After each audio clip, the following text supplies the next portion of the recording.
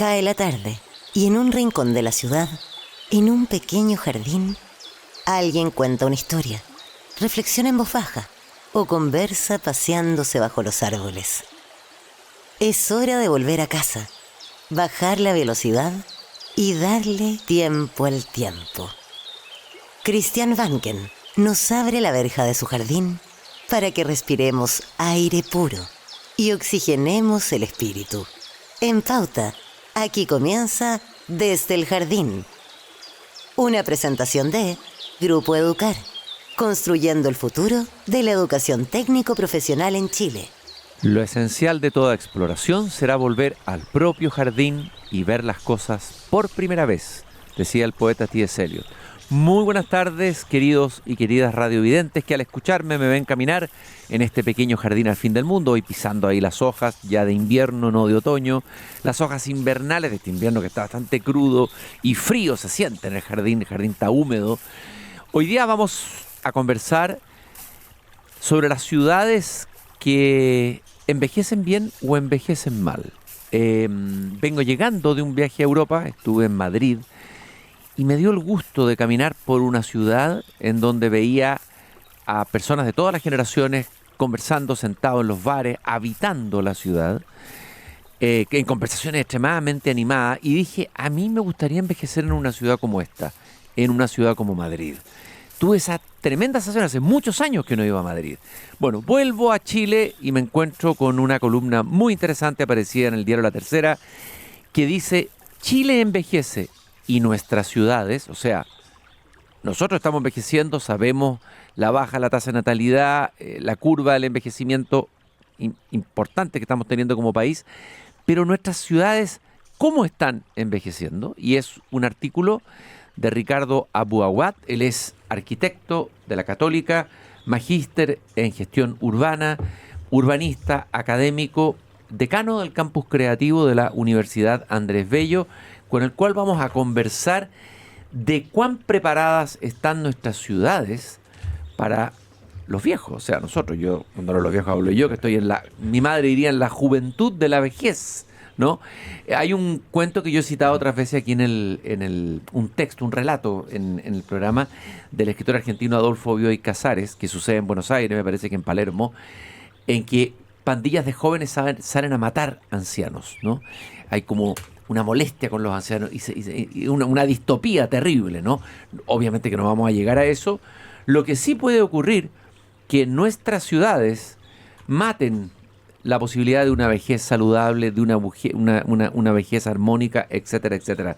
Ricardo, un gusto de que me hayas venido a visitar a mi pequeño jardín. Muchísimas gracias por invitarme también. Oye, Ricardo. Está muy bonito tu jardín. Gracias, Ricardo. Vamos a partir hablando de tu columna, vamos a partir hablando de lo que son cuando las ciudades envejecen. Bueno, tú participaste, cuenta de la columna, en un seminario organizado por la Cámara Chilena de la Construcción en Valparaíso. Estaba ahí el ministro de Vivienda y Urbanismo y la alcaldesa de Viña del Mar, pero que había un tema que sobrevolaba todo y era que Chile envejece y que ese envejecimiento va a cambiar la forma en que vivimos la ciudad. Y te detienes en el ejemplo de Valparaíso como un predictor, un mal predictor, de lo que puede ocurrir con el resto de la ciudad o de nuestras ciudades en las décadas que vienen. A ver si te explayas en eso. Mira, primero un pequeño disclaimer. La columna está escrita en conjunto con Martín Andrade, que es el director de Corporación Ciudades, que también estaba en el seminario, ¿no es cierto? Creo que es justo comentar. Lógico, obvio. De todas maneras. Y fíjate que lo que pasó ahí, bueno, Valparaíso es una ciudad, en general la región de Valparaíso, pero muy especialmente Valparaíso es una ciudad que tiene problemas en distintos ámbitos, ¿no es cierto? Patrimoniales, de seguridad, de limpieza, de pérdidas de empleo, etc. Problemas endémicos. Problemas endémicos. ¿Que se han agravado en los últimos...? Se han agravado y de los que nadie parece querer hacerse cargo. ¿Qué pasa ahí? ¿Hay falta de voluntad política? ¿Falta de voluntad...? Yo diría que lo que ha faltado... Yo creo que todos quieren que se arregle, pero es que estas cosas necesitan un liderazgo. ¿No? Y el liderazgo naturalmente tiene que venir de algún lado y podría venir del mundo privado. Normalmente viene de las autoridades. Yo creo que ahí ha fallado algo históricamente desde hace décadas. Pero pasa una cosa bien especial con respecto a este tema, que es el del envejecimiento. Y es que uno puede considerar que Valparaíso es una especie de predictor de lo que podría ocurrir en todas partes. ¿Por qué? Porque la región encabeza el índice de envejecimiento. Es la ciudad que tiene más la región, ancianos. Claro. y además es el destino de 1 de cada 5 personas mayores, adultos mayores, que decide migrar de una ciudad a otra. Eso quiere decir que cuando los adultos mayores se mueven preponderantemente a la región de Valparaíso. ¿Y por qué eso? Porque es una región que perciben como relativamente amable, con precios más bajos que la región metropolitana, pero extraordinariamente cercana. Es una región bien abastecida, etc. Pero el problema, Cristian, es que después ahí no se encuentra lo que esperaban encontrar. Uh-huh. El 88,8% de los adultos mayores de Valparaíso vive en una zona, en la ciudad, con equipamiento insuficiente, en zonas vulnerables, etc. Entonces lo que termina ocurriendo es que estas personas que buscan ahí una calidad de vida mayor no la encuentran, y no solamente no la encuentran, sino que están en una zona, en una región especialmente maltratada, y eso se ve en todos los indicadores habidos y por haber. Entonces, ¿qué es lo que podemos decir de Valparaíso? Que si uno ve lo que está ocurriendo ahí con los adultos mayores, uno podría imaginar que es una especie de predictor de lo que podría pasar en el resto de Chile, porque en el resto de Chile cosas parecidas también están ocurriendo y la tasa de envejecimiento es igual de mala. O sea, digamos, Valparaíso un poco mayor, pero es mala. Tal vez las ciudades han sido planificadas, urbanizadas, no sé cómo decirlo, pensando que vamos a tener más población joven, pero no pensando en la realidad que vamos a tener en las próximas décadas. ¿Cómo cambia ese enfoque y dónde hay que colocar la energía y los recursos en las ciudades que vamos a construir y que estamos construyendo actualmente? Cristian, es que ahí hay una cuestión central. Nuestras ciudades se pensaron, como casi todas las ciudades latinoamericanas, para una sociedad en crecimiento, para una población en crecimiento. Y para unas ciudades que en términos de uso de suelo también crecían. Por lo tanto, se pensaron desde el punto de vista de la ampliación de los radios urbanos, de ciertas tipologías de vivienda que más bien respondían a una familia que estaba en formación, con niños, etc. Resulta que lo que estamos viendo hoy día es más bien lo contrario, una población que está envejeciendo y que como envejece además necesita cosas diferentes. Por ejemplo, es habitual que la población que envejece busque locaciones al interior de la ciudad donde esté cerca de todo, es decir, donde le queden relativamente cerca espacios públicos, equipamiento del ámbito de la salud, cultura, etc. Y por lo tanto, el modelo al que nosotros apostamos por décadas, que era una vivienda en la periferia, con una cantidad mayor o menor de jardín y con dependencia al automóvil, a la población mayor le funciona re poco. Eso quiere decir que hemos estado pensando un modelo que, visto los datos demográficos actuales, provoca un colapso. Ya, pero eso implica un cambio bien radical. Bien radical. A ver, ¿algún ejemplo de ciudades latinoamericanas o europeas o norteamericanas que hayan hecho bien la pega de esta planificación pensando en el envejecimiento de la población? Mira, lo piensan desde el envejecimiento de la población, pero no solo desde el envejecimiento, claro. Porque lo que suele funcionar para la población más envejecida también funciona para los niños en general, ¿te fijas? Son personas que de una u otra manera tienen una movilidad reducida o con condiciones, ¿te fijas?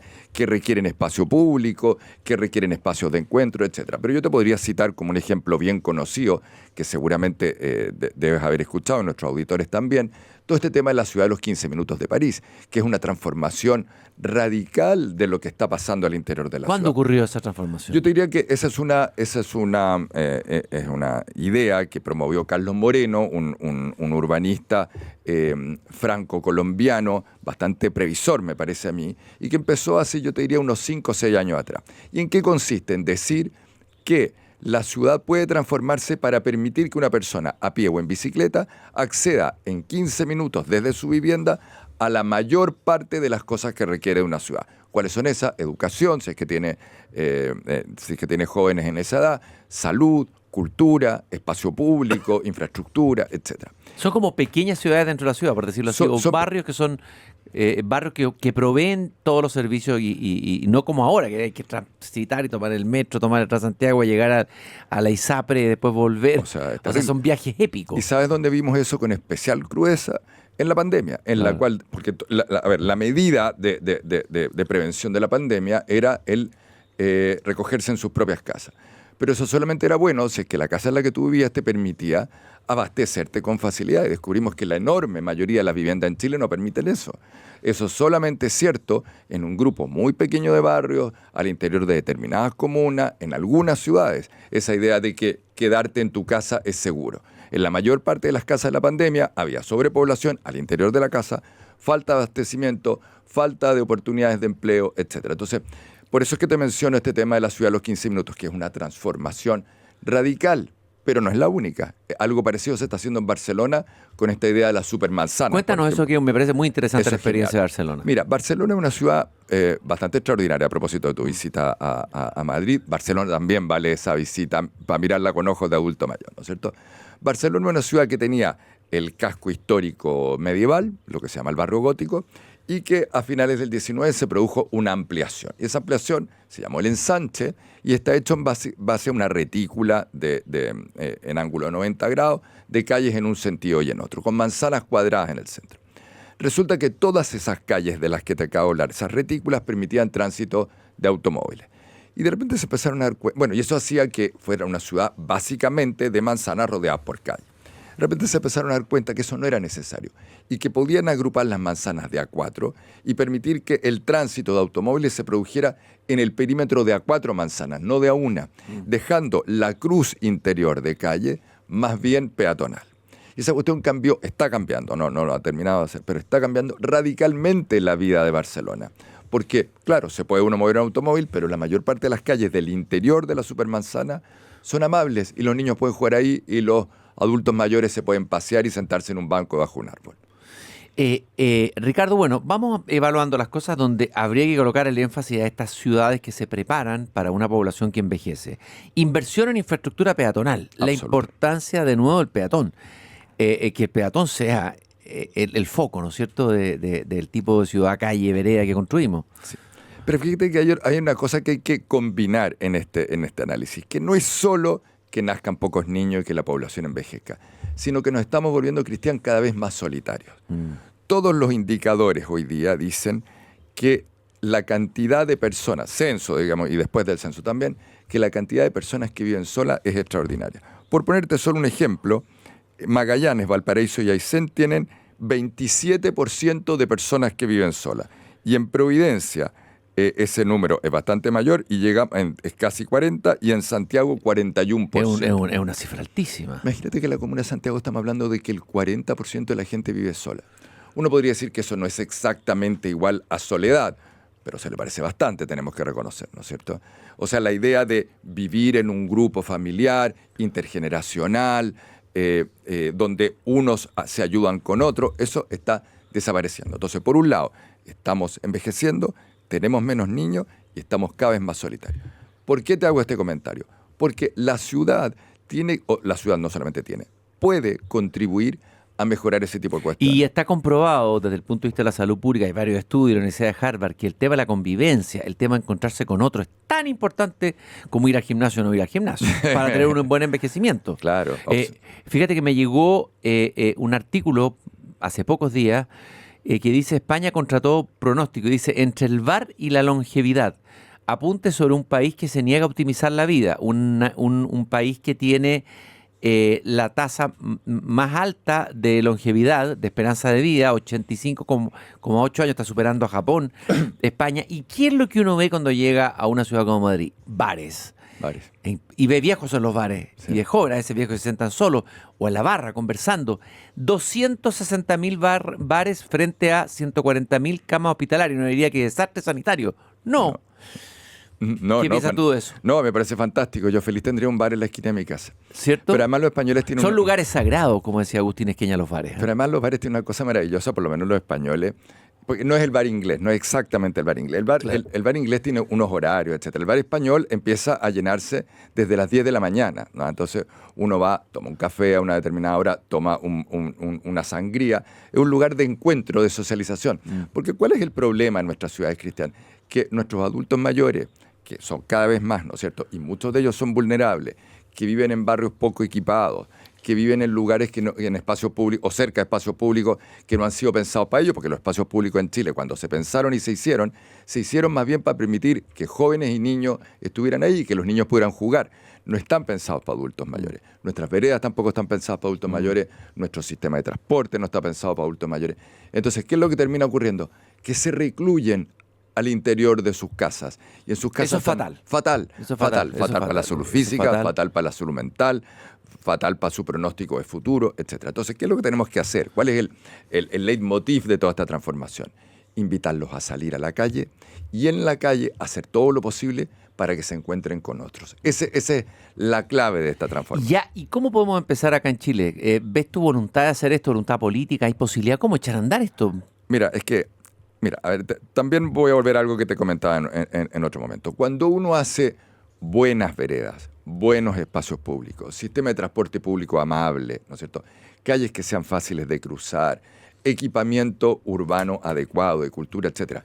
Está fomentando la vida adecuada de los adultos mayores, pero en realidad está fomentando la vida adecuada de todos. De todos. Entonces claro. No estamos haciendo una ciudad para viejos, ¿no? No estamos haciendo una ciudad para eso. Estamos haciendo una ciudad buena. Ahora, ¿por qué los viejos son especialmente sensibles a la ciudad buena? Porque tienen ciertas restricciones y esas restricciones exigen que seamos nosotros los que nos ocupemos de ellas. ¿Te fijas? Estoy conversando con Ricardo Abuaguat, él es decano del Campus Creativo del UNAV, arquitecto, urbanista académico, que acaba de publicar un artículo sobre el envejecimiento de Chile y cómo deben envejecer las ciudades o renovarse en este caso, porque es un cambio de paradigma, un nuevo tipo de ciudad que hay que hacer. Hemos visto algunos ejemplos en otros países. Tú escribiste otra columna, no sé, semanas atrás, de otro tema interesante y que tiene que ver, o podemos conectarlo con esto que Santiago es un líder en caminabilidad, que uno podría pensar que no, que es una ciudad no tan caminable, no tan amable, que apareció en un ranking, Walking Cities 2026, Santiago, la ciudad de América Latina mejor para recorrer a pie. Sí. Y aquí como que se contrapone, ¿no es cierto?, tú lo dices, que parece haberse convertido Santiago, a pesar aprendido a ser una ciudad atractiva para recorrer, pero le falta convertirse en una ciudad fácil de habitar caminando. A ver, hablemos de este interesantísimo tema. Mira, es que ahí hay Porque yo otra soy peatón impenitente y militante. Militante, fantástico. Mira, es que ahí hay una cosa y es que mirar el ranking con lupa, porque el ranking suena fantástico, ¿no es cierto? Santiago es líder en caminabilidad en Latinoamérica. Pero en realidad este ranking no mide caminabilidad como lo medimos los arquitectos. Quiere decir calidad de las veredas, ¿no es cierto?, distancias peatonales, etc. Este ranking mide otra cosa. Mide el aprecio que tienen las personas que visitan la ciudad por los recorridos a pie. Los visitantes, los extranjeros, los turistas. Los visitantes. Por eso es que es medio engañoso. Eso quiere decir que las personas que vienen a visitar Santiago, que recorren ciertos barrios a ciertas horas buscando ciertas cosas, la encuentran en una ciudad óptima para caminar. Y eso es cierto, Cristian. Si yo te pongo a ti, en este mismo barrio en el que estamos acá en la radio, Providencia, ¿no es cierto?, o te llevo a Las Tarrias, o te llevo al centro, etcétera, probablemente vas a tener la misma impresión. Una ciudad amable, equipada, donde las distancias, además, son ideales en lo peatonal. Acuérdate que para que alguien camine, las distancias tienen que ser relativamente cortas y no tienen que haber vacíos faltos de interés, porque eso inmediatamente desmotiva. Y resulta que ciertos barrios de la ciudad, estos que estamos mencionando, que son los barrios que visitan los turistas, son especialmente buenos. Eso contrasta con la experiencia de vivir una ciudad a pie. Ahora, una ciudad como Santiago, una ciudad enorme, es obvio que el eje principal de los desplazamientos no va a ser el peatonal, no puede serlo. Pero el peatonal debería ser ideal toda vez que alguien sí quiera desplazarse a pie. Y eso no ocurre. La mayor parte de nuestros barrios, sobre todo aquellos de la periferia, tienen déficit en ese sentido. Y eso no te estoy hablando solamente de los barrios más vulnerables, sino que de los ricos también. Los pobres, porque probablemente hay problemas de seguridad, hay faltas de vereda, etcétera. Y los más prósperos y ricos, porque son extraordinariamente dependientes del automóvil. Claro, ninguno de los dos funciona. No, uno ve en el barrio alto la gente no camina, prácticamente no camina. Y va a la panadería a la esquina. En auto. Y además ni siquiera en cualquier auto. Hay una cultura automovilística. Aquí copiamos un modelo americano, no sé, de la ciudad de Los Ángeles, ¿no es cierto? Claro. En vez de copiar el modelo europeo, que me parece mucho más sano y mucho más... Claro, y la mayor parte de la ciudad norteamericana está intentando además revertirlo. Lo que pasa es que nosotros no es que estemos copiando el modelo de ciudad norteamericana así nomás. Estamos copiando el modelo de ciudad norteamericana entre los 50 y los 70. Eso es lo que estamos haciendo. Y esto es muy importante en tiempos de sedentarismo, que eso produce problemas de salud mental, pero también de salud física. Estar sentado frente al computador. Entonces, en tiempos de sedentarismo hay que hacer una ciudad que sea caminable, que invite a caminar, ¿no? Y además, no solamente estamos siendo los barrios que pueden acceder al automóvil de manera fácil, que todos sabemos cuáles son, no solamente acceden al automóvil, sino que acceden al automóvil menos urbano imaginable. El automóvil tiene que ser grande, ojalá una SUV, completamente desproporcionado para el tamaño de las calles que recorre y para el tipo de recorridos que hace. Entonces, tenemos una serie de hábitos que hay que cambiar estructuralmente. esto del automóvil grande tiene que ver con la idea de, bueno, desplazar una cantidad de miembros de tu familia que probablemente ya no existen. Y por otro lado, con una idea de seguridad equivocada, porque los automóviles de tamaño urbano son iguales o más seguros que los mucho más grandes. Y los más grandes además tienen un problema gravísimo, y es que por su altura y por el ángulo de visión frecuentemente no ven a niños. Claro. Entonces es mucho más fácil atropellarlo. Eso está mostrado de esa manera en todos los indicadores y todos los estudios.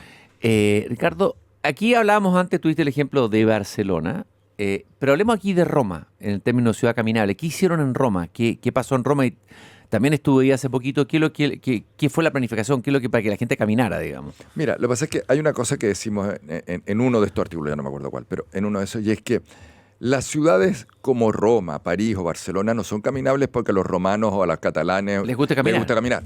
Son caminables porque hemos hecho todo, han hecho todo durante décadas y siglos para que caminar sea una opción viable, buena y de calidad.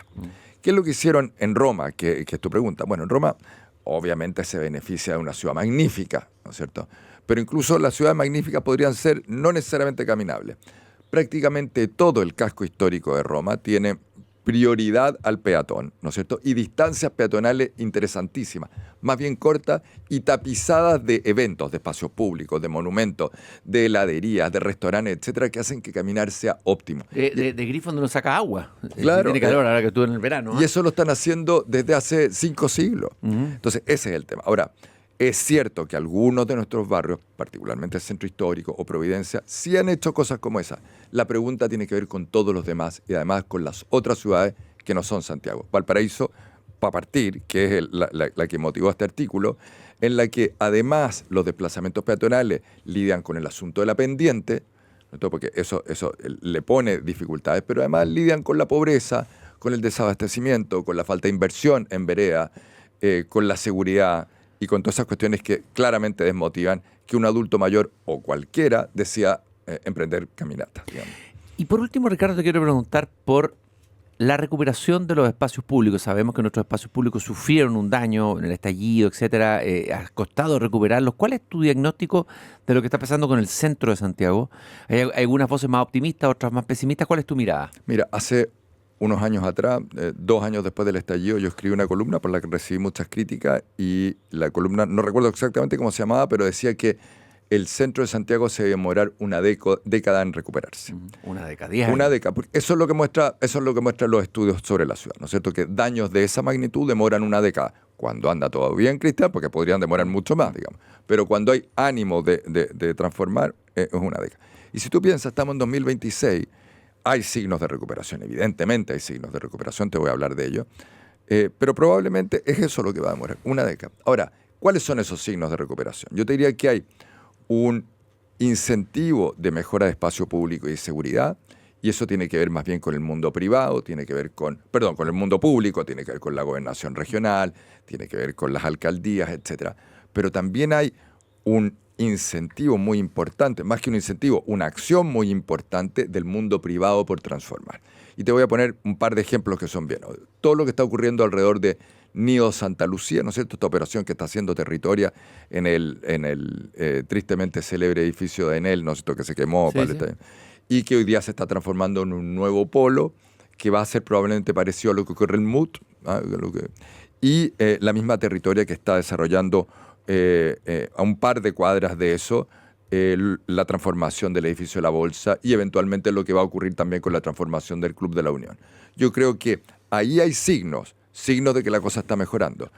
El control, por ejemplo, lo que ha ocurrido con el barrio Meix, que está considerablemente mejor que antes y que ha demandado un esfuerzo gigante. Y por otro lado, los barrios que están históricamente muy deteriorados y que necesitan una acción porque son realmente unos lunares negros, como todo lo que ocurre en torno a los mercados, el mercado central, el Tirso. Y que son además, el mercado central es un lugar axial, es un lugar importantísimo de la ciudad. Y está al borde del río. Y conforma un sistema de mercados y de abastecimiento gastronómico, como te digo, La Vega, etcétera, y que probablemente debe ser de los lugares hoy día más abandonados, más feos, más peligrosos, más sucios de la región metropolitana. Si tú pudieras asesorar al ministro o al presidente en qué hacer, ¿dónde colocarías tú las fichas para la recuperación, acelerar la recuperación del centro? Porque ¿qué es fundamental para una ciudad y un país que su centro cívico, que su centro, ¿no es cierto?, sea digno, ¿no? Porque en términos anímicos Total. Es fundamental. Y de identidad. Etcétera, de ¿no? creerse el cuento también, Sí, ¿no? O sea, de sentirse sí. orgulloso de la ciudad. Mira, en general las grandes transformaciones urbanas como esta que se necesita acá parten de una buena motivación, de un gatillante. Y aquí el gatillante está súper claro. En un par de años más, en una década más, un poco más que eso, Santiago celebra sus 500 años. Claro, los 500 años. Los 500 años. Entonces, en general las ciudades necesitan una excusa, una súper buena excusa. Las Olimpiadas en Barcelona, ¿no es cierto? Todas estas cuestiones que uno sabe que de alguna manera coordinan voluntades, aunan criterios, apalancan fondos, etc. Yo creo que los 500 años de la Fundación de Santiago son una oportunidad extraordinaria. Y si tú me preguntas a mí, aquí así rápido, ¿dónde debería manifestarse esa transformación? Está claro que en el casco histórico. Santiago celebró el centenario de la República con transformaciones bien espectaculares que tenían que ver, ¿no es cierto?, con edificios emblemáticos, esta ciudad francesada que llegó a reemplazar la ciudad colonial, pero era una ciudad también que pasó de la escala doméstica a la republicana, y yo creo que los 500 años de Santiago exigen una transformación de este casco histórico de manera bien significativa. Casco histórico expandido, que incluso avance al norte del río Mapocho y al sur de la Alameda. Para recuperar nuestra ciudad. Realmente sentir que es nuestra, ¿no? Para los adultos mayores. Y no sentirnos expulsados de ese centro. Para los adultos mayores que abundan, para los niños que no llegan pero deberían llegar, para que todos podamos reunirnos y encontrarnos, para disminuir los grados de soledad, exactamente para eso. Te quiero agradecer, Ricardo Abuawat, decano del Campus Creativo del UNAP, arquitecto urbanista, conversando aquí en el jardín sobre nuestras ciudades. Vivimos en ciudades, necesitamos habitarlas bien. Estas ciudades tienen que ser amables, tienen que prepararse para el futuro. Hay tantas cosas que hacer, algunas se están haciendo, no hay que caer en el pesimismo radical. No. Pero creo que tú has dado ya varios vislumbres y pistas. Me gustó mucho los 500 años como el horizonte para la ciudad de Santiago. Muchas gracias, Ricardo, por esta conversación. Muchas gracias a ti. Y nosotros, queridos radiovidentes, vamos a una breve pausa y ya regresamos con más caminatas aquí en el jardín. Ya estamos de regreso con Cristian Barken directamente desde el jardín en Radio Pauta 100.5. Seguimos caminando esta tarde por este pequeño jardín al fin del mundo. Soy Cristian Barken, el jardinero de este jardín.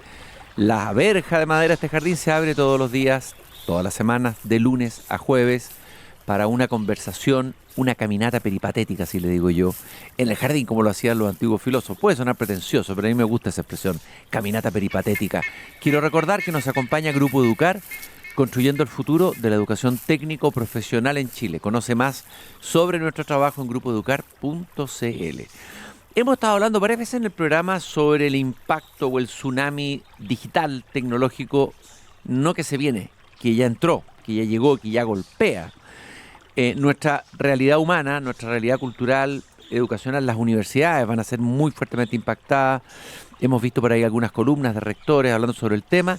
Bueno, hoy día vamos a conversar de distintas dimensiones de la tecnología. La tecnología no solo como una herramienta técnica, tiende a veces a limitarse a eso, sino que tiene una dimensión mayor, sino que todo desarrollo tecnológico implica un cambio cultural. Porque podemos tener un desarrollo tecnológico, si no hay un cambio cultural, esa tecnología en sí misma no basta. Y por eso que hoy día ha venido a conversar conmigo al jardín el director de tecnología aplicada del INACAP, Álvaro Castro. El otro día estuvo el rector del INACAP aquí conversando en una animada conversación conmigo. Él es ingeniero civil industrial y lo que entiendo es que está liderando un vínculo entre el desarrollo tecnológico, la formación técnico-profesional y las necesidades reales de la industria. Álvaro, un gusto de recibirte aquí en este pequeño jardín. Muchas gracias, Cristian. Muchas gracias por la invitación.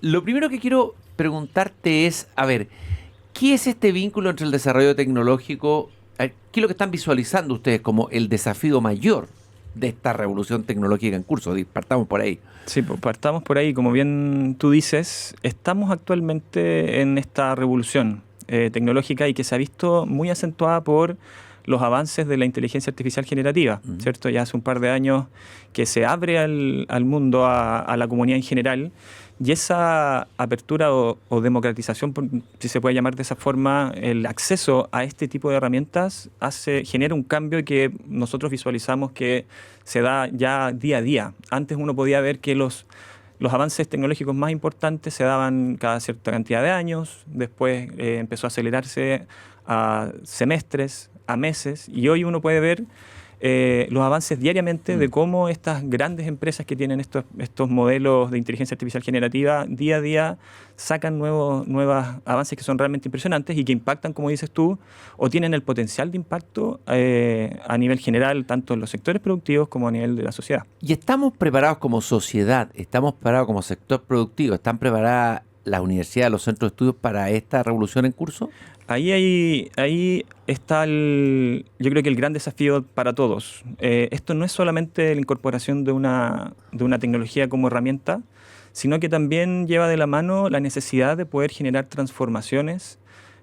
Comúnmente se le llama como un mindset distinto en la gente, en las empresas, para poder tomar esta tecnología y generar o poder aprovechar el potencial que puede tener como una herramienta. ¿Podrías describir ese, cómo le llamaste tú? El mindset. Este mindset, ¿no es cierto? Yo hablé de cambio cultural. A ver, ¿en qué consiste? Mira, si podemos ponerlo bien en simple, antes uno podría pensar de que el core de la productividad estaba en el conocimiento, por decirlo de alguna forma. Mientras uno más profundizaba en conocimiento, podía tener un valor agregado que generaba un diferenciador en términos de desarrollo a nivel productivo, etcétera. Hoy con estas herramientas, el conocimiento se vuelve de alguna forma como un commodity. Está disponible allá afuera. Está disponible afuera, Claro. no es necesario incorporarlo. Entonces, cambia y se transforma el foco en el desarrollo de competencias que nos permitan mantener el liderazgo y el protagonismo de las personas. Entonces, hoy, teniendo el conocimiento ya como una fuente de acceso disponible, hay otras son las competencias que son necesarias para poder seguir avanzando en esta nueva era. ¿Y cuáles serían para dir? Yo sé que son muchas y complejas, pero ¿cuáles serían las competencias más importantes, aquellos donde estamos más débiles, por decirlo así? Lo que se conversa en términos generales es que es muy, muy relevante estas competencias transversales o power skills, o se le puede llamar de distintas formas, ¿cierto? Pero esas competencias van alineadas a el pensamiento crítico, a la posibilidad la competencia de colaboración, trabajo colaborativo, la creatividad. Ese tipo de competencias están tomando mucho valor e importancia en el desarrollo de las personas para poder desenvolverse en esta era de una revolución tecnológica, si le queremos llamar. ¿Y qué están haciendo ustedes en INACAP? Me imagino que cada universidad y cada centro técnico de formación técnica tiene que prepararse para lo que viene, lo que ya llegó. Lo que ya llegó. Incluso estamos atrasados, diría yo. En muchos sentidos, muchos dicen que estamos atrasados. Sí, bueno, siempre pasa eso. Este tipo de avances llegan de golpe y uno generalmente no se visualizan y uno tiene que correr y tratar de adelantarse a estos cambios. Ahí nosotros, en INACAP, lo que estamos haciendo, lo primero que te podría comentar es que en nuestro plan estratégico, nosotros tenemos uno de los ejes transformadores de este plan, es que tenemos que desarrollar una identidad innovadora y tecnológica. Y eso nos mueve a transformarnos, a generar este mindset que te comentaba a todo nivel, desde los colaboradores, nuestros docentes, que son nuestros habilitadores claves, y también, por supuesto, transferirlo a nuestros estudiantes. Tal vez podríamos dar un ejemplo para graficarlo mejor. ¿Cuál sería una mal abordaje de esta innovación técnica? ¿Cuál sería un buen abordaje con esta cultura nueva? Un ejemplo, a lo mejor un ejemplo preciso. Así. Yo creo que en la misma línea de lo que tú comentas es solamente considerar que esto es una herramienta y que se puede incorporar solo utilizándola o disponibilizándola en general. Claro, adquiero inteligencia artificial, tengo un agente, úselo. Eso es una mala práctica de todas maneras, porque de partida tienes que generar esta transformación en la persona que va a utilizar la herramienta. Tiene que entender cómo funciona, no por supuesto en profundidad, porque estos son sistemas muy, muy complejos, pero sí conocer los alcances, las limitaciones y los riesgos que tiene.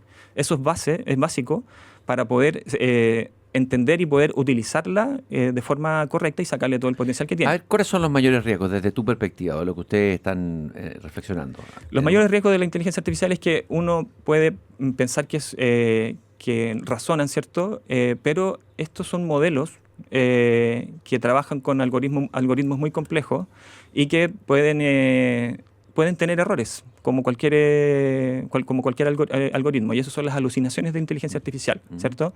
Eso es un riesgo. También hoy... Y esas alucinaciones, perdón, aquí me interesa aprender, estas alucinaciones, yo he escuchado hablar de las alucinaciones, hemos hablado con otra persona que es un experto en inteligencia artificial, pero ¿las va a superar la inteligencia artificial en el futuro? ¿Qué piensas tú? ¿O pueden aparecer otras?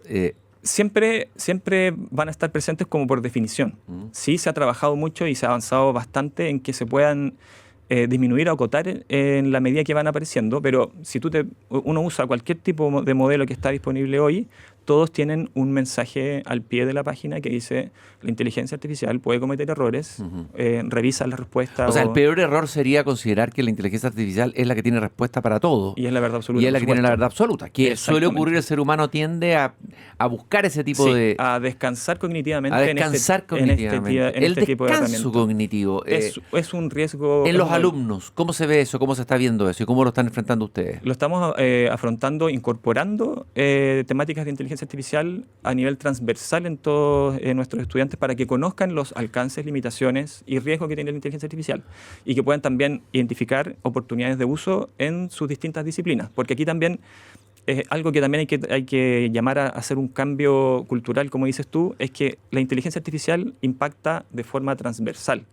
No impacta solamente a las carreras tecnológicas, no impacta a un sector productivo en particular, sino que el impacto es transversal. Y ahí me gustaría también comentarte algo que estamos haciendo nosotros y que tiene que ver con generar espacios de reflexión para poder abordar estas temáticas. Y eso es lo que estamos empujando nosotros. Hay una cumbre, ¿no?, tecnológica en INACAP que es el 26, 27, tú me corriges si me equivoco, Activa 2026, Active 2026, 26, 27, 28 de agosto. ¿En qué hacen en esa cumbre? ¿Qué ocurre ahí? Sí, esa es un evento que realizamos ya, esta es la tercera edición de un evento que realizamos en colaboración con ACTI, que es esta Asociación Chilena de Empresas de Tecnología, la principal asociación gremial de empresas de tecnología de nuestro país.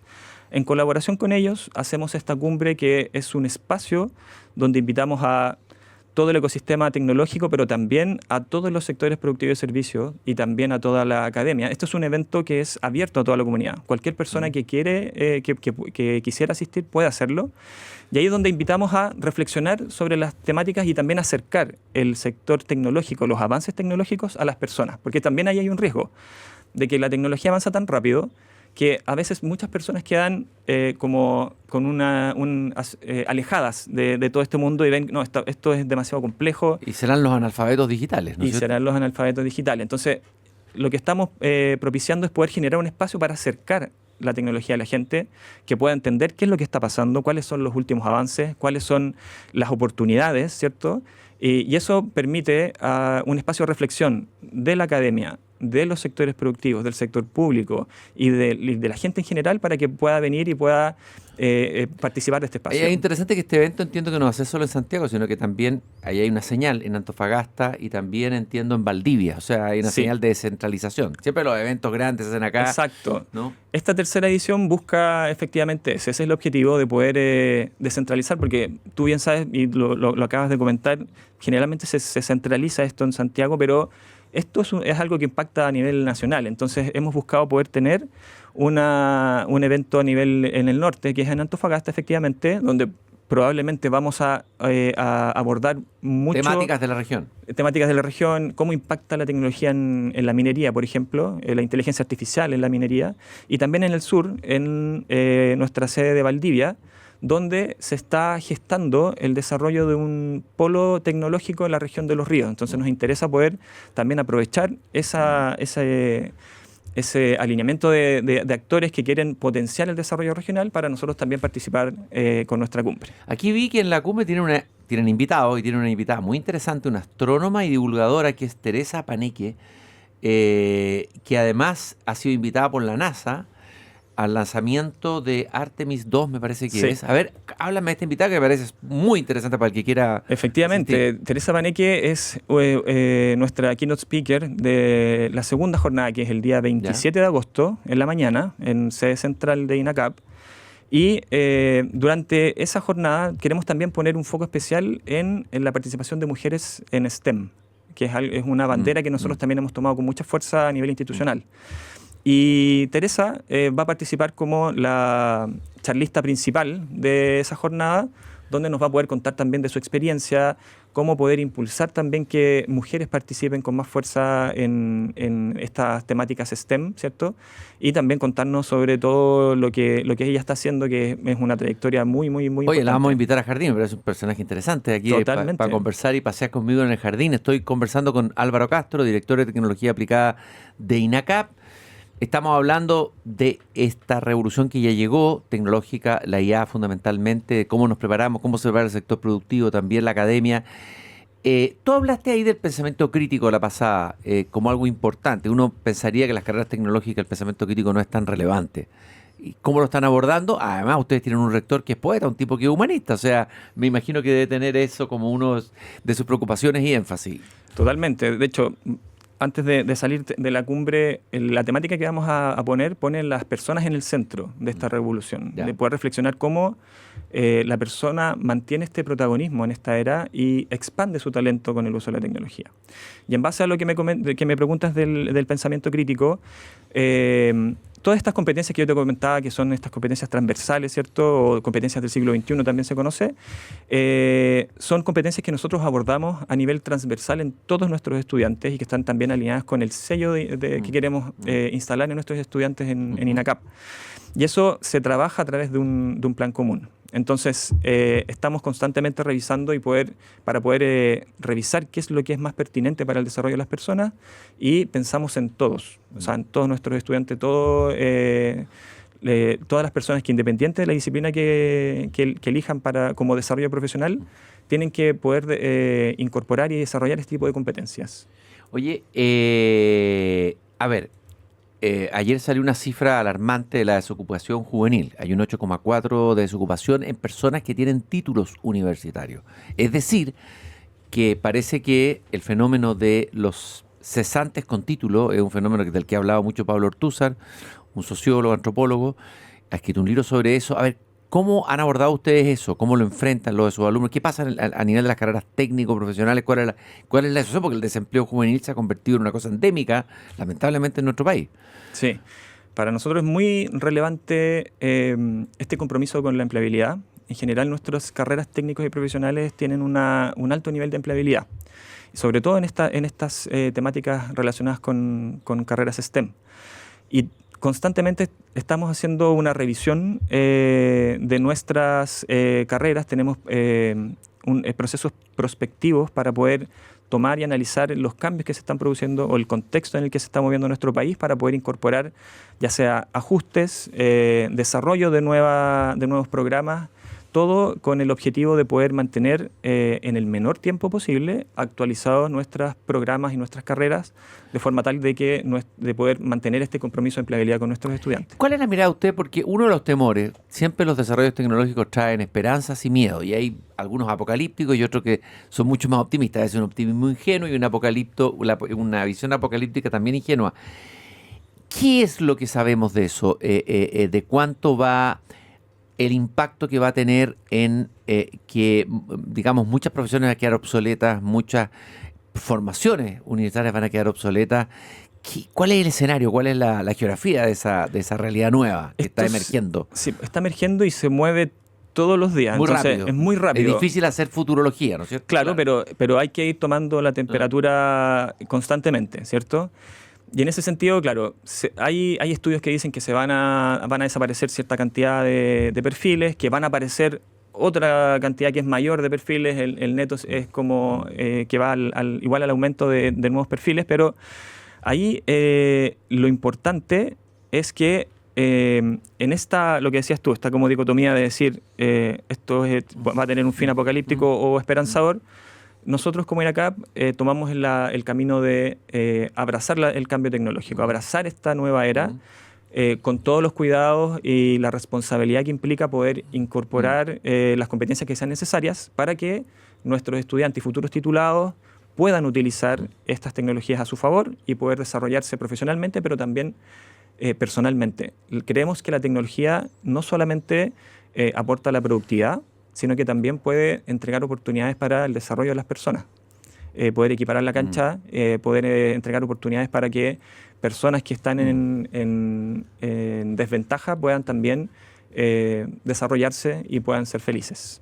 Hay un tema interesante también que es Chile como app digital a nivel regional.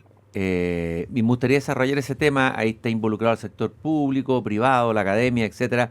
¿Qué posibilidades reales hay de eso? ¿Cómo vislumbras tú o cómo vislumbran ustedes esta posibilidad de posicionar a Chile como app digital? Tal vez sería bueno que explicaras primero qué es lo que es Chile como app digital. Sí, perfecto. Bueno, y ese es un concepto, una temática que nosotros también hemos abrazado, sobre todo desde mi sector, que yo lidero los programas y las áreas que tienen que ver con tecnología. Como propósito, nosotros lo que buscamos es poder formar a personas que contribuyen e impulsen el desarrollo de Chile como hub digital. ¿Qué significa que Chile sea un hub digital? Que sea un nodo estratégico en términos tecnológicos a nivel global.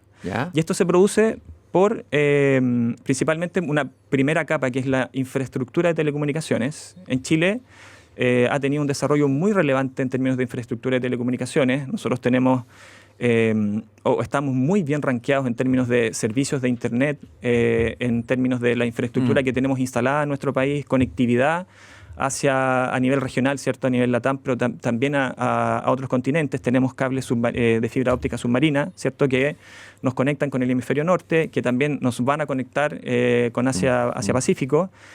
Y ese desarrollo de infraestructura de telecomunicaciones ha posicionado a nuestro país en un escenario con mucho potencial de desarrollo tecnológico. Y además tiene implicancias geopolíticas, ya sabemos lo que pasó con el cable chino y todo eso. Pero buscando ese posicionamiento que tenía nuestro país, hace que sea un punto de mucho interés para el desarrollo tecnológico a nivel global.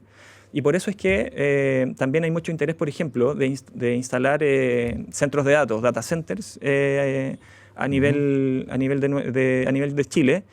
Y eso hace que se genere un nodo tecnológico importante a nivel global, que mucha información transite, se almacene y se procese en nuestro país. Ese es el desarrollo de un hub digital. Y eso, para que se pueda desarrollar, es un problema complejo que se aborda de varias dimensiones. Una es la infraestructura de telecomunicaciones, otra tiene que ver con poder generar una regulación que sea responsable, pero que impulse también el desarrollo tecnológico. Y también otras dos. Una que tiene que ver con también el desarrollo energético que pueda sustentar todo este desarrollo tecnológico. Porque, claro, la tecnología, si no tiene electricidad, no pasa nada. Y algunos dicen que puede tener efectos dañinos en el medio ambiente. Se habla mucho. Por eso te digo que es muy complejo. Y la última variable que es muy, muy relevante es el desarrollo de talento especializado que pueda contribuir al desarrollo de este ecosistema digital. Y ahí es donde INACAP juega un rol particular y también, todo el sector de educación, por supuesto. Pero nosotros lo que tenemos que hacer es contribuir con la formación de talento, ya sea especializado, estamos hablando de carreras que son tecnológicamente muy especializadas para desarrollo de infraestructura digital, supervisión en términos de ciberseguridad, pero también formación en términos de esta alfabetización digital a nivel transversal. Que todas las personas puedan tener conocimiento y competencias relacionadas con el desarrollo tecnológico. A mí me imagino que un tema no tan fácil es la alfabetización de los profesores mayores. Hay una cosa generacional. Y esos profesores pueden ser inmigrantes digitales, se enfrentan a un mundo completamente nuevo. ¿Cómo se hace esa adaptación? Que es importante también no perder profesores mayores. Hay una discusión de si tienen que ser jubilados antes, pero yo creo que es importante en los centros académicos, me imagino que haya generaciones nuevas, pero también la sabiduría de los profesores mayores, ¿no? ¿Cómo se hace ese cambio? ¿Cómo lo están haciendo ustedes? Mira, lo primero es que uno puede tener esa hipótesis, pero lo que hemos visto nosotros es que el nivel de alfabetización de nuestros docentes es bastante alto, la alfabetización digital, ¿cierto? De todas formas, con este cambio tan acelerado, es importante siempre mantener foco en la formación permanente de nuestros docentes para que se mantengan siempre con todas las competencias necesarias para poder formar a nuestros estudiantes en estas temáticas. Y ahí es donde nosotros estamos alineados con lo que te comentaba anteriormente de esta identidad innovadora y tecnológica. Esa identidad innovadora tecnológica baja a una formación permanente de nuestros docentes en este sentido, acompañamiento en metodologías de aprendizaje, incorporando tecnología también para poder mantenerlos siempre con las competencias que sean necesarias para que se puedan enfrentar con estudiantes que son nativos digitales. Antes de cerrar nuestra conversación, Álvaro, vamos a recordar que hay una tercera cumbre tecnológica INACAP el 26, 27, 28 de agosto. Ya hablamos que hay una importantísima, interesante invitada que es Teresa Paneque. No sé cuál es el día, ya no recuerdo el día que dijimos. El de ella es el 27, el jueves 27. ¿Y eso dónde? ¿En qué sede específicamente? Sede central de INACAP, que queda en Vitacura 10.151. 10.151. Pero también hay otras experiencias interesantes en esta cumbre. Hay una inmersión, no sé cómo se llamará eso. Sí, una experiencia de inmersión digital o en la IA. A ver, cuéntanos un poco. Claro, lo que buscamos nosotros en la cumbre, como te comentaba, es poder acercar la tecnología a la gente, y eso implica que nosotros, junto con tener este evento que va a tener importantes charlistas en estas 3 jornadas, va a tener estas jornadas en el norte y en el sur, ¿cierto? También vamos a buscar que empresas puedan mostrar su tecnología. Va a haber una feria tecnológica con stands de empresas que muestren y que permitan a la gente poder interactuar con los últimos desarrollos tecnológicos que abarcan distintas industrias. Y también vamos a tener esta activación tecnológica que busca una experiencia inmersiva de uso de la inteligencia artificial, donde la gente va a poder experimentar de forma, o sea, en primera persona el impacto y el potencial que tiene la inteligencia artificial. Muchas gracias, Álvaro, por esta conversación. Álvaro Castro, director de Tecnología Aplicada de INACAP. En INACAP están buscando este vínculo entre desarrollo tecnológico, formación técnica profesional y necesidades reales de la industria. Y quiero compartir contigo, siempre lo celebramos una efeméride en cada programa, que hoy día, 13 de agosto, nació uno de los genios del cine, Alfred Hitchcock. Él nació en 1899 en Londres. Bueno, es uno de los directores más influyentes de la historia del cine. Hay un famoso libro que recomiendo, que son las conversaciones entre François Truffaut, otro director de cine francés, y Alfred Hitchcock, donde está todo el pensamiento cinematográfico de este gran director, el gran maestro del suspenso, que marcó, yo diría, el género del suspenso hasta hoy día todavía. Sigue la impronta de Hitchcock. Estamos escuchando ahí una parte de la música de la película Psicosis. Bueno, él revolucionó la forma de contar historia en la pantalla, con la tensión, el misterio, la psicología de sus personajes. Recuerdo la película Los pájaros, una película extraordinaria. Uno dice, ¿cómo los pájaros pueden producir terror? Sí, Hitchcock logra que los pájaros te produzcan terror, ¿no? Clásicos inolvidables, ya dije Psicosis, Vértigo, La ventana indiscreta, ese personaje que observa como bayerista el departamento de enfrente, maravillosa película. Los pájaros, el dominio del ritmo narrativo, en eso era un maestro. Y también aparecía de repente Hitchcock fugazmente como una especie de personaje secundario en algunas escenas, y por eso más de un siglo después de su nacimiento, en un día como hoy, 13 de agosto de 1899, sigue siendo Hitchcock una referencia indispensable para entender el miedo. En realidad fue un creador del lenguaje, no solamente un director de cine, así que recordamos al gran maestro Alfred Hitchcock en este 13 de agosto, y nosotros, queridos radiovidentes, nos volvemos a encontrar mañana nuevamente aquí cuando vuelva a abrir la verja de madera de mi jardín. Muchas gracias, Álvaro, un gusto haber conversado contigo. Muchas gracias, Cristian.